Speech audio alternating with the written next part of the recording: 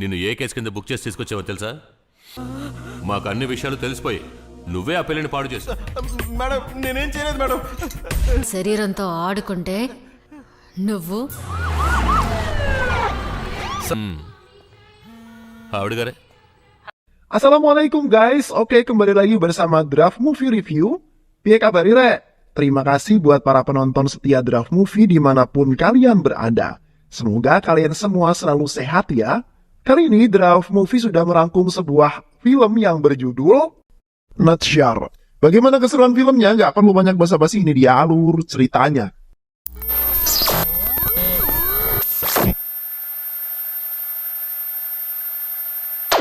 Di awal film, seorang gadis yang bernama Arashi terlihat sedang menunggu seorang di terminal bus.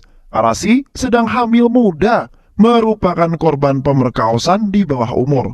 Oleh karena itulah, dirinya berada dalam pengawasan dua orang polisi bernama Natchar dan juga Feroz. Suatu ketika, Andini berhasil ditemukan oleh kakak iparnya yang bernama Sivanadu.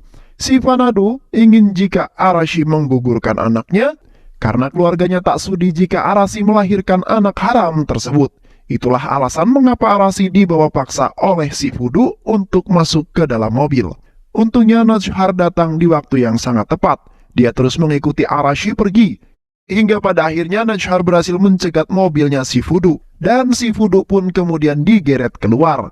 Natchar yang kesal langsung menghajar si Fudu. Namun si Fudu berhasil melarikan diri ke dalam hutan. Natchar lalu bertanya kepada Arashi, kenapa si Fudu sampai berani menculik dirinya. Arashi yang polos tak mampu menjawab pertanyaan tersebut. Karena kesal, Natchar lalu memaksa Arashi untuk menceritakan semua yang terjadi. Kapan pertama kali kamu bertemu dengan orang yang memperkaosmu, hah? Ujar Natchar. Namun, jawaban tak terduga justru keluar dari mulutnya Arashi. Aku tidak diperkaos. Kami melakukan ini atas dasar saling cinta. Jangan menghukumnya, dia orang baik. Yang tidak bersalah, ujar Arashi. Usut punya usut, ternyata pelaku pemerkosaan adalah temannya Arashi sendiri yang bernama Katu. Natchar jadi bingung dengan kasus yang sedang ditanganinya ini. Di sisi lain, Arashi yang menjadi korban meminta agar polisi tidak menghukum Katu. Namun di sisi lain, keluarga Arashi sangat ingin agar Katu segera dihukum. Di tempat lain, beberapa anggota polisi yang sedang mengejar Katu, yang juga masih di bawah umur. Setelah beberapa menit berlari, Katu akhirnya berhasil dan ditangkap dan dibawa ke kantor kepolisian. Feroz menginterogasinya dan bertanya beberapa pertanyaan. Tapi, tak lama kemudian, keluarga Katu datang ke kantor polisi. Nenek Katu memohon agar polisi tidak memenjarakan Katu karena dia masih anak di bawah umur. Namun, Feroz sama sekali tidak peduli.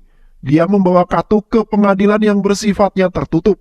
Hal itu dia lakukan karena ingin merahasiakan kasus ini, mengingat korban dan pelaku sama-sama anak di bawah umur. Beberapa waktu kemudian, Natchar juga sampai di pengadilan bersama Arashi. Arashi justru dengan bahagia menyapa Katu dan mereka pun saling berbicara lewat bahasa isyarat. Katu senang karena Arashi tengah mengandung anak dirinya. Katu dan Arashi memang melihat seperti orang yang saling mencintai. Tapi entah mengapa keluarga Arashi tetap ngotot untuk membawa kasus ini ke ranah hukum. Tak lama kemudian, Natchar meminta kepada hakim agar mengizinkannya mengawasi Arashi selama 24 jam. Pada awalnya hakim menolak permintaan Natchar. Tapi setelah Natchar menjelaskan jika suaminya adalah seorang dokter kandungan, hakim lalu menyetujui permintaan itu. Katu lalu ditahan di pusat penahanan remaja sampai kasus ini selesai dibuktikan. Dia dibawa bersama anak-anak yang bermasalah lainnya menuju ke sana. Arashi yang mengetahui hal itu hanya bisa menangis dan memohon agar Katu segera dilepaskan. Karena itu bukan kesalahannya saja. Arashi dan Katu saling berontak karena tak ingin dipisahkan. Sesampainya di sana, petugas langsung membersihkan dan mengambil sampel darahnya Katu. Katu yang baru saja tiba di sana, tentu saja menghadapi tradisi penjara. Dirinya dijahili dan dibuli oleh remaja tahanan lainnya. Katu yang tak terima, lalu melawan dan meladeni mereka semua. Hingga membuat pertikaian pun tak dapat dihindarkan lagi. Tak lama kemudian, seorang petugas sipir datang untuk melerai mereka. Namun sang sipir malah ikut jatuh karena pertikaian itu. Sipir yang kesal lalu membawa Katu ke gudang tahanan. Sipir itu terus mencambuk Katu berulang-ulang sebagai hukumannya. Tak lama kemudian seorang sipir lainnya datang menemui Katu.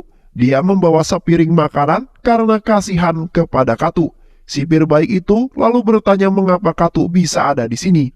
Barulah di sini Katu menceritakan semua yang terjadi. Mulai dari awal dia bertemu Arashi hingga saat dia menghamili Arashi. Dulu Katu dan Arashi yang masih remaja menghabiskan waktu mereka untuk bekerja membantu perekonomian keluarga masing-masing. Arashi bekerja sebagai pembantu yang sering berganti-ganti majikan, sedangkan Katu bekerja serabutan sebagai karyawan catering. Suatu hari, Katu dan Arashi terlihat sedang menaiki angkutan umum yang sama. Waktu itu mereka belum saling mengenal. Secara kebetulan, mereka turun di tempat yang sama. Karena supir angkot tidak memiliki uang kembalian Arashi, supir lalu memotongnya dari uangnya Katu. Katu yang tak terima terus mengikuti Arashi dan memintanya untuk mengganti uang angkotnya itu. Namun Arashi yang lama-kelamaan kesal langsung memarahi Katu. Dia juga berkata akan mengganti uang tersebut sepulang bekerja nanti. Karena saat ini dia tidak memiliki uang receh. Usut punya usut, ternyata Arashi dan Katu bekerja di tempat yang sama, yaitu di sebuah keluarga yang sedang mengadakan acara hajatan. Katu bekerja di sana sebagai seorang karyawan catering yang di-booking, sedangkan Arashi bekerja sebagai pembantu yang punya hajatan. Sejak saat itu, mereka lalu berteman. Mereka selalu bermain dan menghabiskan waktu secara bersama-sama. Hingga pada akhirnya, rasa-rasa cinta pun kemudian tumbuh di hati keduanya. Cepat, Tundria. Beberapa waktu kemudian, Katu yang sedang menjual buah dijahili oleh Arashi dari rumah majikannya. Majikannya lalu meminta Arashi untuk mengurus anaknya karena dia akan pergi bekerja. Majikannya pun kemudian lalu membeli buah-buahnya Katu. Dia meminta Katu untuk mengantarkannya ke dalam rumah. Katu yang mendapatkan perintah itu langsung berlari menuju ke rumahnya. Katu tahu jika orang yang menjahilinya tadi adalah Arashi. Katu lalu mengganggu Arashi dan mereka pun larut dalam suasananya. Hingga pada akhirnya Katu tak sengaja mendorong Arashi jatuh ke kasur. Dan mereka pun akhirnya bercocok tanam. Setelah selesai melakukan percocokan tanam, mereka kini hilaf. Arashi lalu menampar Katu dan Katu pergi dengan keadaan menyesal. Itulah awal mereka bertemu dan mengapa Katu bisa ada di sini. Sang sipir kini mengetahui bagaimana Katu bisa ada di sini. Beberapa waktu kemudian, Arashi telah melahirkan seorang bayi laki-laki yang sangat sehat. Di saat yang bersamaan pula, Veros datang untuk memberikan Katu pakaian ganti dari keluarganya. Veros yang melihat wajah Katu penuh dengan luka lalu memanggil sipir jahat dan menanti-wanti dirinya. Dia mengatakan jika sipir itu melakukan hal seperti ini lagi, maka Veros akan segera mencopot dirinya. Veros juga menyampaikan jika Arashi telah melahirkan bayi laki-laki. Katu yang mendengar hal itu kemudian menjadi sangat bahagia. Dia meminta izin agar Veros mau mengizinkannya melihat bayi itu.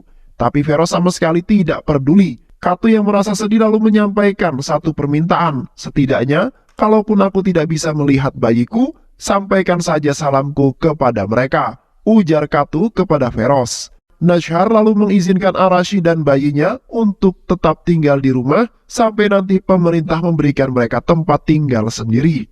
Suami Nashar terlihat kesal di sana. Dia menggerutu karena Nashar telah melanggar janjinya. Dulu Nashar berjanji akan segera berlibur bersama anak sematawayangnya, tapi sekarang dia malah mengurusi kasus tersebut. Nashar hanya cuek mendengar hal itu, tapi tiba-tiba dia mendapatkan telepon dari pihak rumah sakit. Pihak rumah sakit berkata jika hasil tes DNA bayi itu sudah keluar. Hasil menunjukkan jika DNA anak tersebut berbeda dengan DNA-nya Katu, yang berarti selama ini Arashi tidak mengandung anaknya Katu. Meski mengetahui kebenarannya itu, Nashar sengaja tidak memberitahukan pada Arashi karena dia berniat menyelidikinya sendiri di rumah. Arashi selalu dibantu oleh Nashar. Hal itu membuat anak sematawayangnya kesal karena ibunya lebih memilih mementingkan orang lain. Suaminya juga terlihat kesal karena Nashar masih menyembunyikan kebenarannya. Arashi lalu bertanya kebenarannya apakah itu. Namun Nashar tak berniat untuk menjawabnya. Dia mengalihkan pertanyaan itu dengan berkata, apakah Arashi sedih karena berjauhan dengan Katu? Dan Arashi pun mengiyakannya. Nashar lalu bertanya lagi, apakah Arashi sebelumnya juga pernah berjauhan seperti ini? Iya, ujar Arashi. Arashi lalu menceritakan kejadiannya. Pada saat itu Katu hendak pergi ke kota karena ikut mengantarkan catering. Arashi lalu memberikannya uang untuk membeli baju. Arashi ingin agar Katu mengenakan pakaian yang bagus. Apalagi saat ini baju Katu memang sudah buruk. Tapi Katu menolak uang tersebut karena dia juga memiliki uang untuk membeli baju. Paman Katu yang memiliki usaha catering itu merasa sangat kesal karena melihat Katu malah asik berpacaran, sedangkan yang lainnya sibuk menyiapkan perlengkapan. Tak lama kemudian Katu lalu berangkat ke kota. Singkat cerita urusan catering pun telah selesai. Terlihat paman Katu yang sedang membagikan upah kerja pada seluruh karyawannya.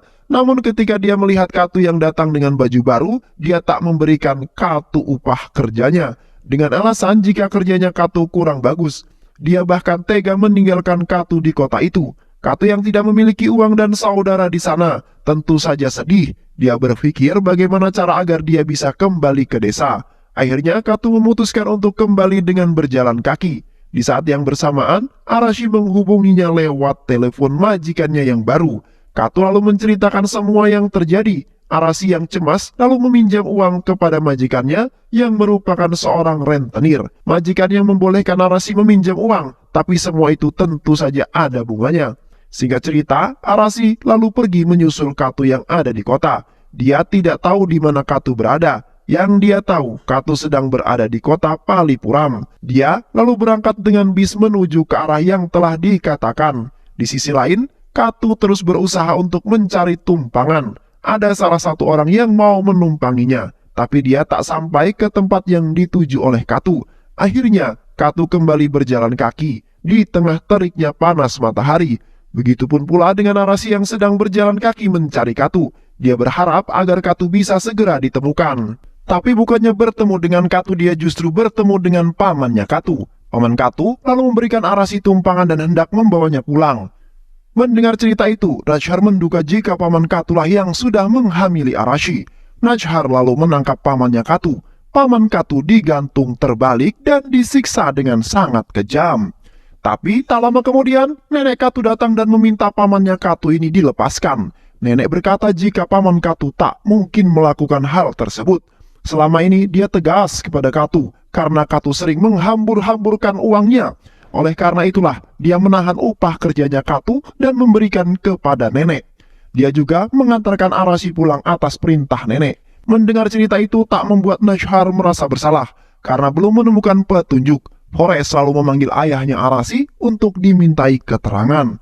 Semenjak kejadian itu dia sudah mempasrahkan semuanya kepada menantunya Shifudu. Shifudu yang mengetahui jika Arashi hamil lalu datang ke rumah sakit dan langsung menamparnya. Hal itu kemudian menarik perhatian seseorang yang ada di sekitarnya.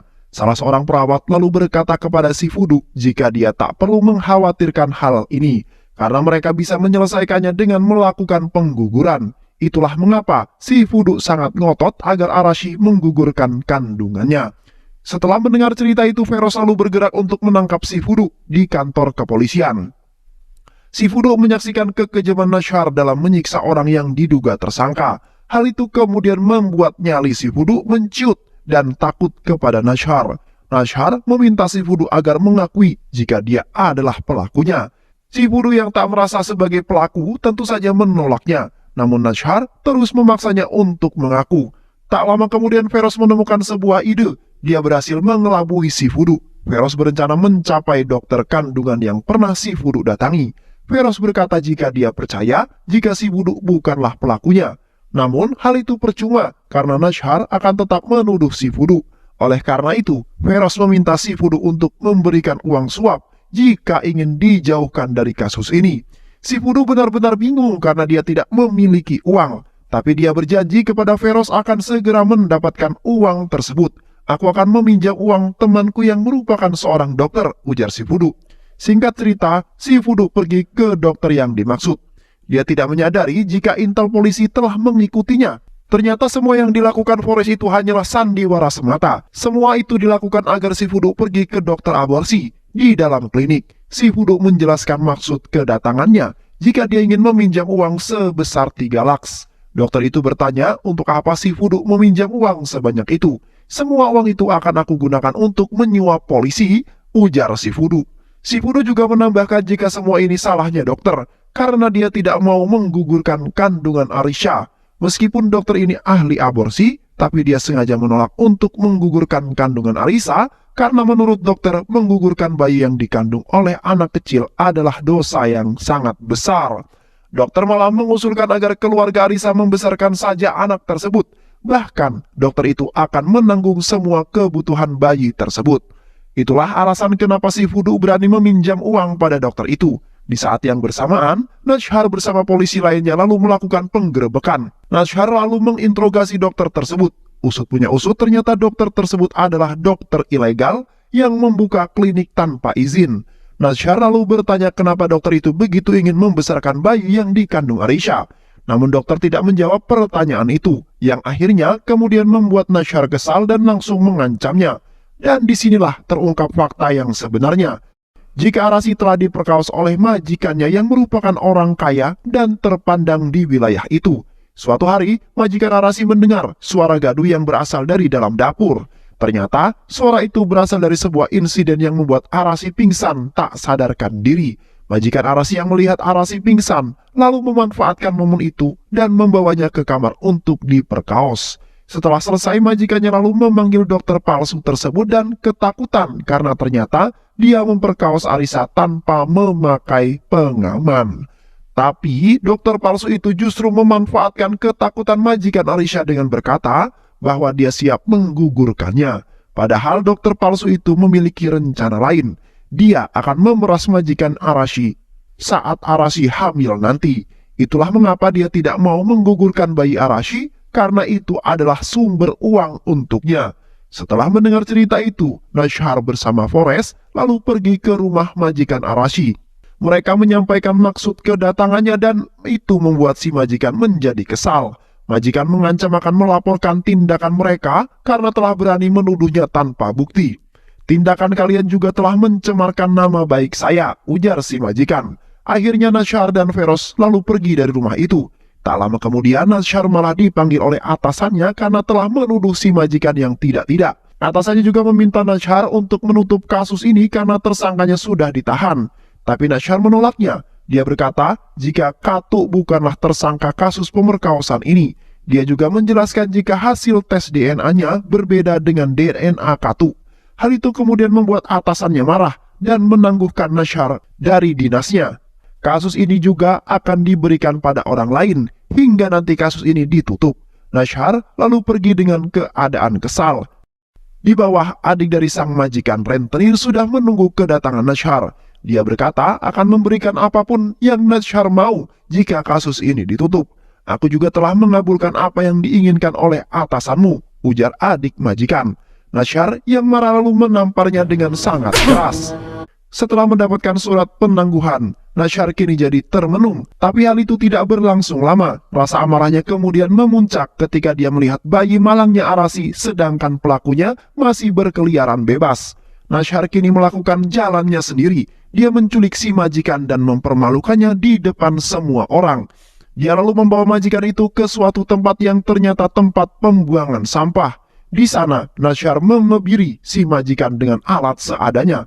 Polisi kemudian datang dan mengamankannya. Setelah peristiwa itu, rapat internal polisi pun digelar.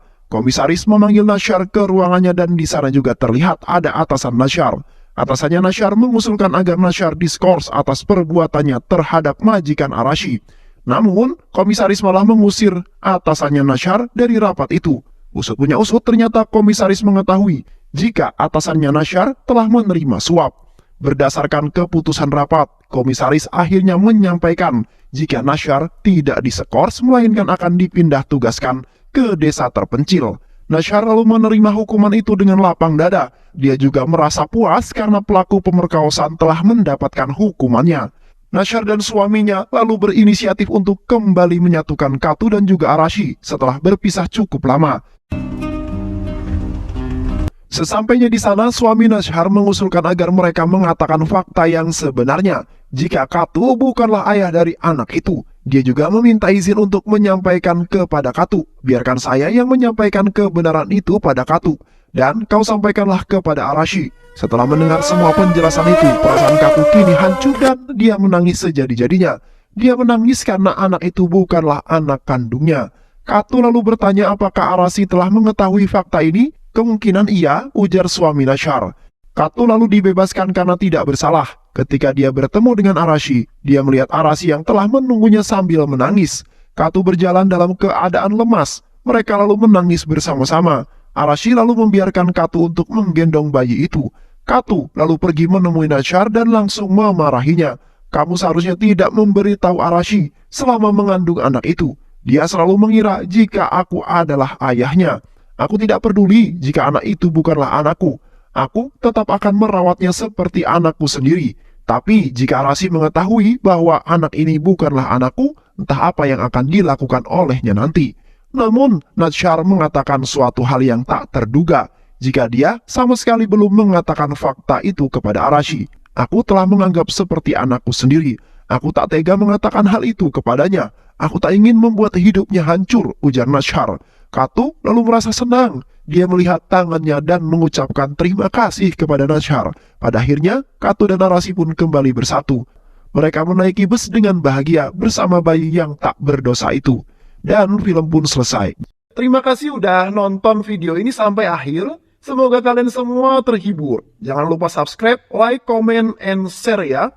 Pisang habis dimakan Kunti. Kunti dilepas banyak maunya. Salam undur diri dari Draft Movie. Dan terima kasih buat penonton semuanya. Draft Movie pamit. Sehat selalu. Wassalamualaikum warahmatullahi wabarakatuh.